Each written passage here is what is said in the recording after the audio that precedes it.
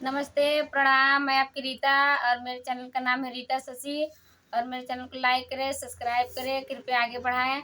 और मैं गाने जा रही हूँ लाचारी नाच गीत, जैसा होगा कमेंट में ज़रूर बताइएगा। झुलनी का रंग साचा हमारे पिया, झुलनी का रंग साचा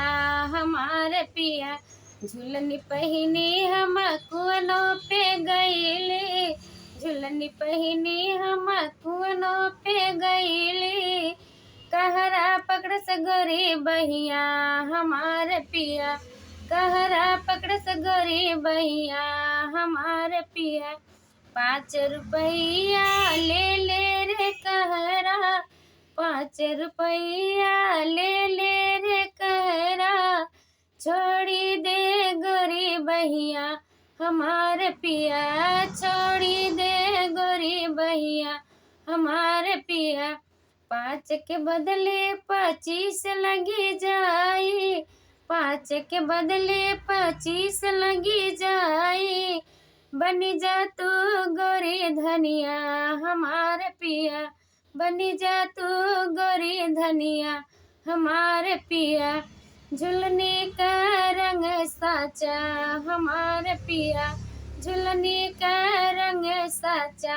हमारे पिया, झुलनी पहिनी हम बागों में गईली, झुलनी पहिनी हम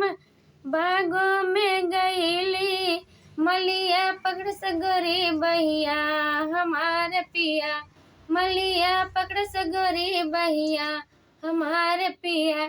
5 रुपया ले ले रे मलिया, 5 रुपया ले ले रे मलिया, छोड़ी दे गोरी बहिया हमारे पिया, छोड़ी दे गोरी बहिया हमारे पिया, 5 के बदले 25 लगी जाई, 5 के बदले 25 लगी जाई, बनी जा तू गोरी धनिया हमारे पिया, बनी जा तू गोरी धनिया हमारे पिया, झुलनी का रंग साचा हमारे पिया।